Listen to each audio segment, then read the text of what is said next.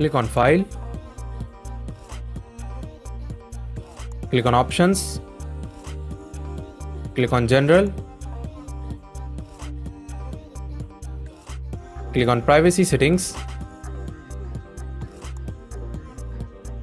Scroll down and turn off experiences that download online content.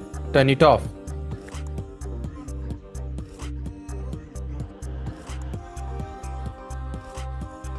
Click on OK. Restart your Office.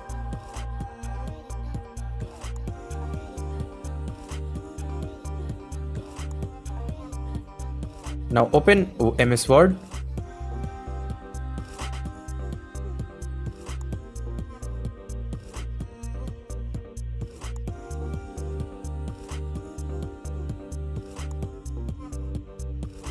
Click on Design. Click on Watermark. Click on Custom Watermark. Now you can make your own custom watermark easily. That's it.